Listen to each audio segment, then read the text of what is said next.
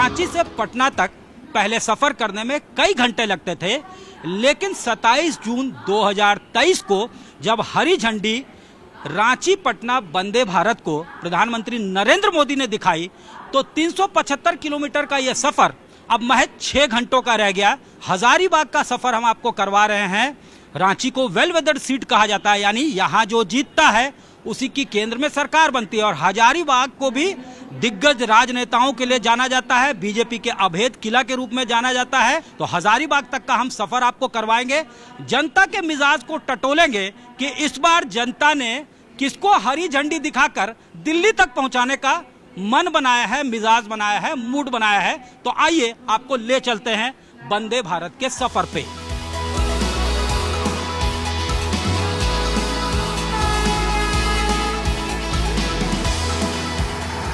रांची से पटना तक जाने वाली वंदे भारत एक्सप्रेस को पीएम मोदी ने 27 जून 2023 को हरी झंडी दिखाई। रांची से ये ट्रेन शाम के 4:15 बजे रवाना होती है और 375 किलोमीटर का सफर तय कर 5.5 घंटे में रात 10:05 पर पटना पहुंचती।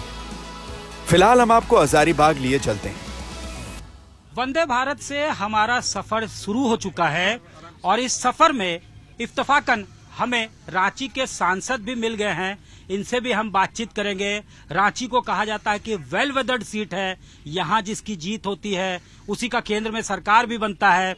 तो इनसे सीधे बातचीत करते हैं कि देश का मिजाज कैसा है। कैसा है देश का मिजाज? देश का मिजाज तो आपकी बार 400 पार क्योंकि देश के आदरणीय प्रधानमंत्री नरेंद्र मोदी जी ने, देखो आप गांव गरीब किसान, पहली बार ऐसा लगा कि विकास झोपड़पट्टी तक पहुंच रहा है। संजय सेठ ने 2019 के आम चुनाव में कांग्रेस के जाने माने नेता और पूर्व मंत्री सुबोध कांत सहाय को 2,83,000 वोट से हराया था। कैसा परफॉर्मेंस रहा केंद्र सरकार का, बाकी लोगों का? अब चुनावी समय जो है आ रहा है, तो कैसा मिजाज है आप लोग? क्या है एजेंडा मन में कुछ है कि हाँ ऐसा कुछ काम कि सरकार परफॉर्म नहीं कर पाई हो, या परफॉर्मेंस कैसा होगा? बीजेपी की गवर्नमेंट अच्छी है, हाँ। काम अच्छा हो रहा है, हाँ। लेकिन अभी हमारे देश में वो हालात नहीं है जैसा कि गवर्नमेंट सोच रही है। हम अचानक अपने देश को इंग्लैंड, जापान, अमेरिका नहीं बना सकते, उसमें समय लगेगा। वर्तमान सरकार विकास के सारे एंगल्स पे काम कर रही है और काम आगे भी होगा, ये हम लोग उम्मीद कर रहे हैं।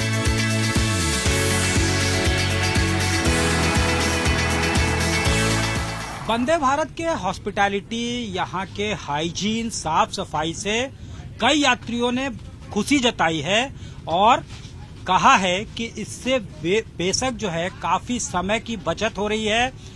जो पटना तक जाने में, रांची से पटना जाने में कई घंटे लगते थे, अब महज 6 घंटों में ये यात्रा को पूरी की जा रही है। बहुत ही उम्दा क्वालिटी है, वर्ल्ड क्लास। लोगों का एस्पिरेशन दिन प्रतिदिन मोदी सरकार के नीचे बढ़ रहा है, लोग ट्रैवल करना चाहते हैं। Patna being a political centre and a hub and Ranchi being the new capital for Jharkhand, बहुत लोग हैं जो क्रॉस कल्चर और फैमिलीज हैं जो आना जाना करते हैं। कोई सोचा ही नहीं होगा कुछ दिन पहले लोग कि इस तरह का जो है ट्रेन हम लोगों को मिलेगी ट्रैवल करने के लिए। तो रेलवे मंत्रालय को क्रेडिट है, जो उनके जो मंत्री हैं वैष्णव जी, उनको तो स्पेशली, और सबसे ऊपर जो है सब अबव ऑल जो है हमारे प्राइम मिनिस्टर मोदी जी। तो ये जो अच्छा काम हो रहा है उसका क्या चुनाव में भी रिफ्लेक्शन दिखेगा? नेचुरली। कैसा माहौल है देश का? First class. तो वो अब तो लगता ही नहीं कि कोई है उनको छोड़ के।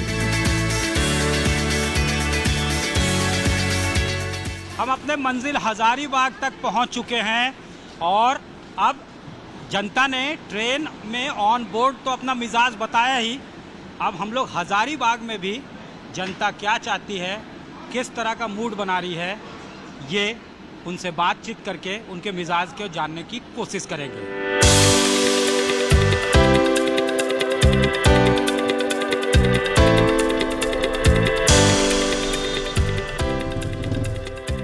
हजारीबाग के मौजूदा सांसद बीजेपी के जयंत सिन्हा।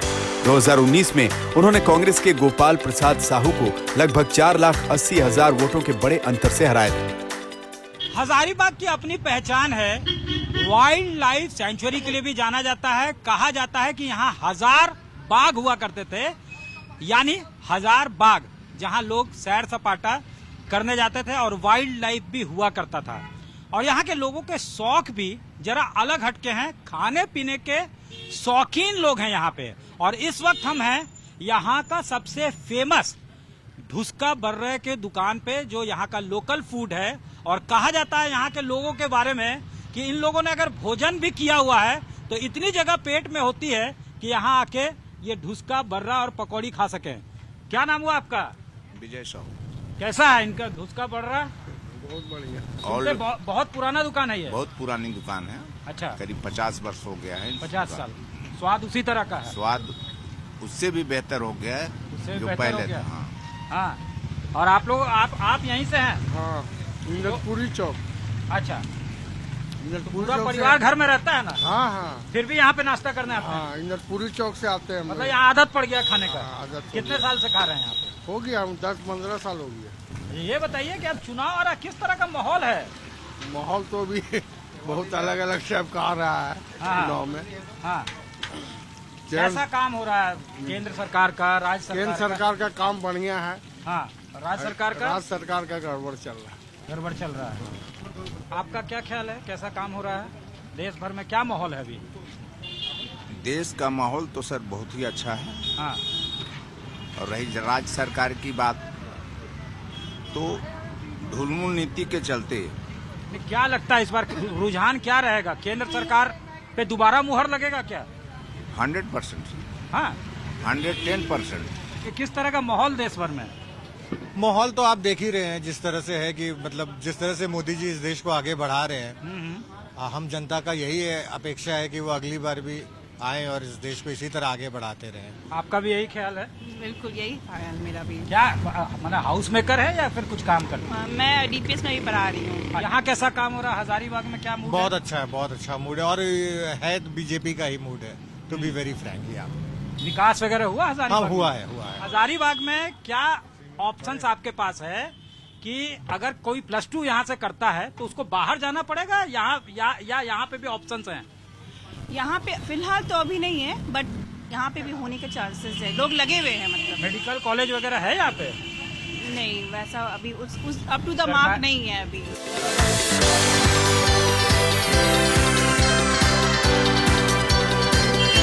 अब हम आपको दिखाते हैं ढुसका होता क्या है, बर्रा होता क्या है, कैसे उसका मेकिंग होता है। दिखाइए, देखिए लगातार जो है वो लगे हुए हैं। बर्रा क्या है ये? बड़ा उड़द दाल का है। उड़द दाल को आप लोग प्याज व्याज डाल के बनाते हैं? नहीं, तो उसका रेसिपी अलग है। हाँ, चना दाल का रेसिपी अलग है। अच्छा, ढुसका का रेसिपी अलग है। ढुसका कैसे बनता है? ढुसका चावल, चना दाल, उड़द दाल, हाँ, यही उसको सब बाटर बनाते हैं फिर तलते हैं। और ये बर्रा जो है थोड़ा उससे अलग है। बड़ा आपका उड़द दाल का हो गया। हाँ। तो जो कि उसमें सब हीटेड चीज है। अच्छा, ये हीटेड चीज मतलब आपके स्वास्थ्य के लिए भी अच्छा है वो? हाँ, इस सरसों तेल से निर्मित होता है ना। अच्छा। हजारीबाग से यशवंत सिन्हा 1998, 1999, 2009 में बीजेपी से सांसद चुने गए। वो वाजपेयी सरकार में 4 साल तक वित्त मंत्री रहे और फिर 2 साल तक विदेश मंत्री रहे। अब वो तृणमूल कांग्रेस के उपाध्यक्ष हैं, लेकिन उनके बेटे जयंत सिन्हा 2014 और 2019 में यहां से बीजेपी के सांसद चुने गए और इस दौरान वो केंद्र में राज्य मंत्री भी रहे। इसके बावजूद छात्र मेडिकल या इंजीनियरिंग की पढ़ाई के लिए अब भी बाहर जाने को मजबूर हैं। यहाँ फिर देखिए सामने में लोग पहुंच चुके हैं, तो ये भीड़ जो है नॉन स्टॉप है, कंटिन्यूअस है। ये बच्चे लोग, आप लोग कहाँ से आए हैं? यही लोकल ही? जी लोकल।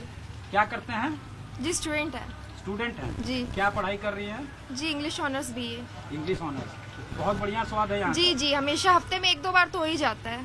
अच्छा, हजारीबाग में और क्या होना चाहिए स्टूडेंट्स के लिए? क्या वेन्यूज और ओपन होना चाहिए? नहीं, बहुत सारा पढ़ाई को तो लेकर है, लेकिन थोड़ा सा और डेवलपमेंट होना चाहिए जो नहीं मिल पाता। हम लोग दूसरे स्टेट में शिफ्ट कर रहे हैं पढ़ाई के लिए, बहुत बच्चे शिफ्ट कर जाते हैं। कुछ साल पहले विनोबा भावे यूनिवर्सिटी खोली गई, लेकिन यहाँ पढ़ने वाले भी मानते हैं कि बहुत कुछ किया जाना बाकी है।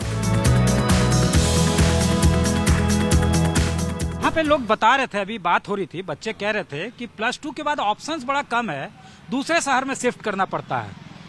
तो ये एक क्या मुद्दा होना चाहिए या फिर किस तरह से इसको एड्रेस किया लोगों ने? बड़े बड़े लोग यहाँ पे बड़े बड़े पदों पे रहे। इसी मुद्दे को एड्रेस करने के लिए ही यहाँ पर विश्वविद्यालय की स्थापना की गई कि +2 के बाद कॉलेज और कॉलेज के बाद हायर एजुकेशन के लिए दूसरे शहरों में जाना पड़ता था बच्चों को।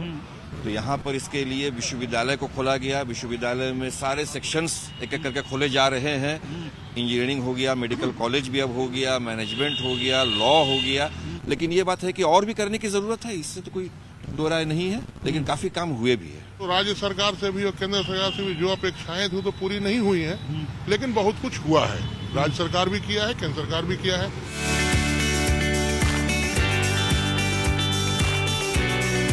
हजारीबाग में खेती भी किसान करते हैं और खेती पे ही पूरा जिला जो है या फिर यहाँ के जो किसान हैं वो खेती पे ही निर्भर हैं। खेती यहाँ पे सब्जियों की होती है और अब इस वक्त हम हैं, सरसों का फसल आप देख सकते हैं लहलहा रहा है। और सिंचाई के अभाव में किसान बेहतर खेती नहीं कर पा रहे हैं। दूसरी चीज है कि जो प्रोडक्शन जो होता है, जो उत्पादित वस्तु होता है, उसका जो है सो उसका सही दाम किसान को नहीं मिल पाता है। केंद्र सरकार के बारे में क्या ख्याल है, कैसा काम कर रहे हैं? केंद्र सरकार यही कर रही है कि थोड़ा सा तो हम लोग पर ध्यान दी हुई है, मगर उस टाइप के ध्यान नहीं दिया गया कि जिस टाइप हम लोग को चाहते हैं, उस टाइप करके नहीं मिला। झारखंड की सियासत में बीते कुछ दिन उथल पुथल भरे रहे। कथित जमीन घोटाले में ईडी ने मुख्यमंत्री हेमंत सोरेन को गिरफ्तार किया तो उनके चाचा चंपई सोरेन ने 2 फरवरी को मुख्यमंत्री का पद संभाला। हेमंत सोरेन इस वक्त जेल में है, लेकिन लोकसभा चुनाव में जेएम उनका ही चेहरा आगे कर रही है।